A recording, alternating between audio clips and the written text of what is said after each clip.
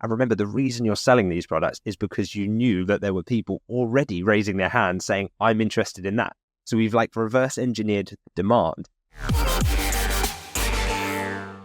Have you ever stood on the edge of a cliff, looking down and seeing a huge drop, knowing that one wrong step could send you plummeting? Well, that's how a lot of people may feel when they start dropshipping without any training, without any experience, without any support from a community. Today, Lewis and I are going to make sure you feel completely equipped to tackle the e-commerce landscape, and we'll let you know about the potential pitfalls that are out there and the common mistakes that we see, so you can avoid all of those when you start a dropshipping business.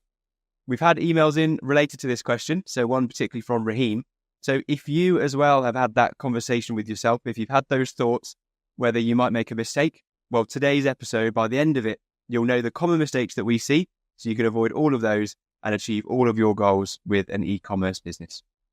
So with this in mind, Lewis, why do you think so many people may have this concern about making mistakes before they get started with a dropshipping business?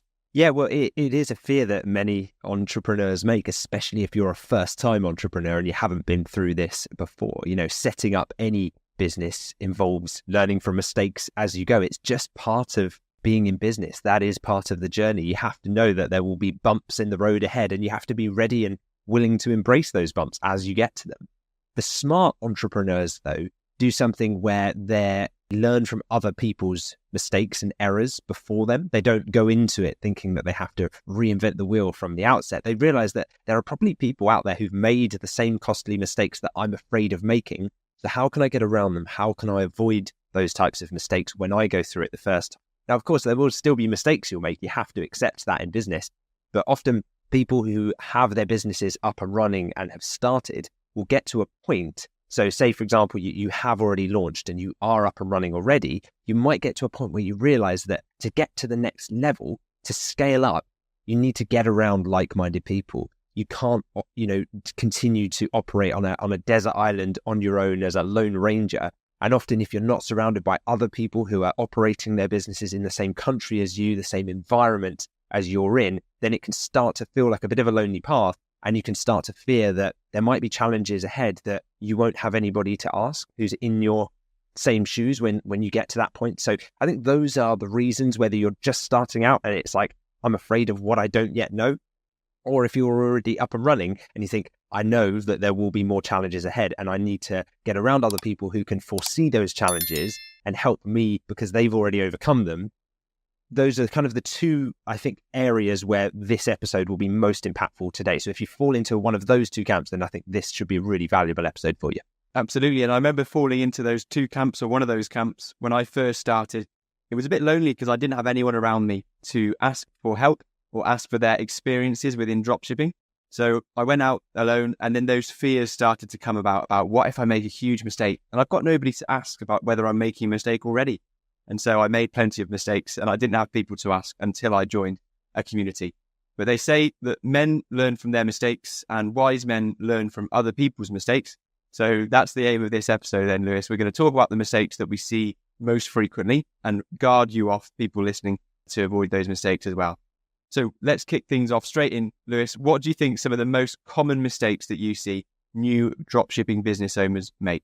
Yeah, I think number one has to be not choosing the right products to sell. It's easy to come into a business like this and be really attached to what you think will sell, perhaps because you're passionate about it and you've been told previously to follow your passion. That's fine. That's maybe something that's got you to where you are now.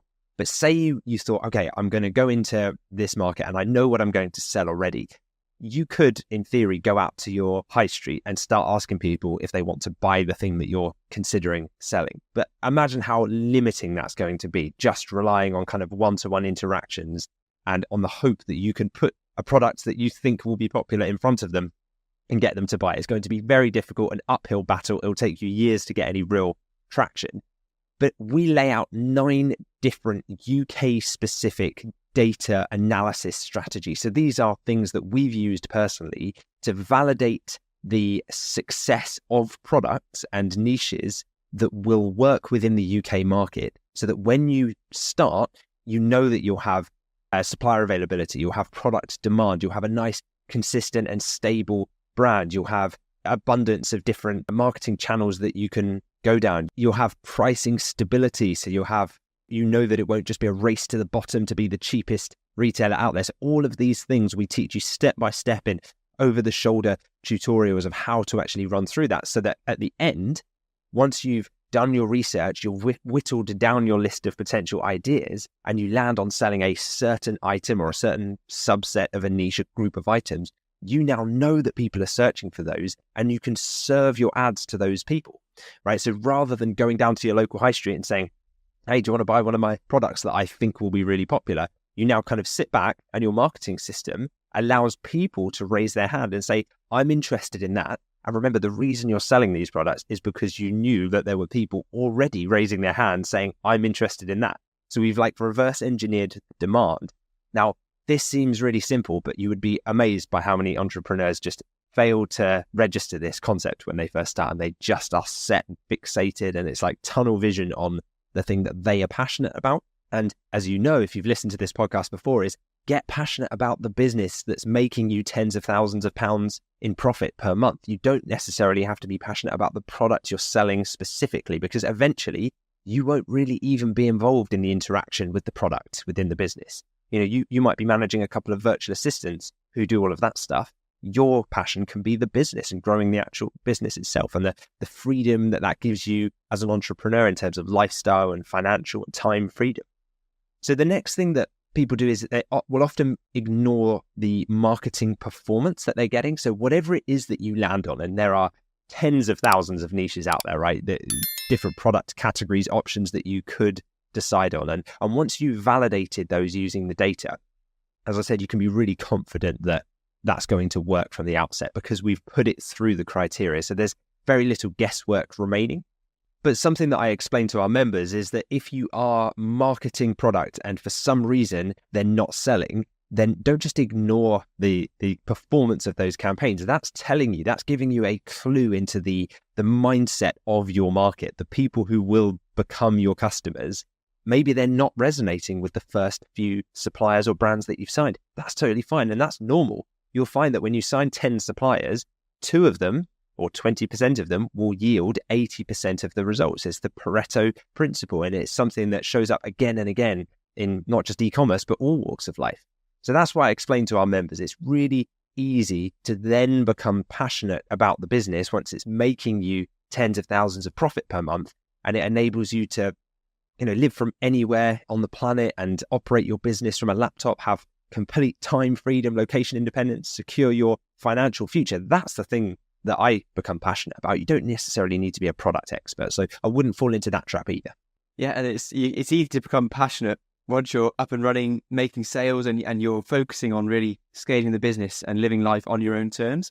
But when you mention all of those mistakes that you see most common, it felt a little bit personal because I've fallen into those traps myself, especially the choosing the wrong product.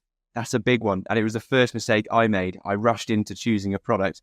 And what that really leads to down the line, and the feelings that you experience when you make that big mistake of choosing a wrong product, is having your head in your hands, looking at a Facebook ad, campaign performance, and just seeing money whittle away and not understanding what you can do to improve that.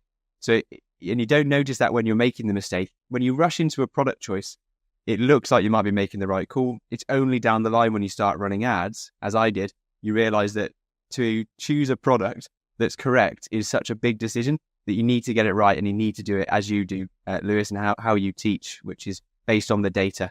And it's, I wish I'd known that earlier, to be honest. It would save a lot of heartache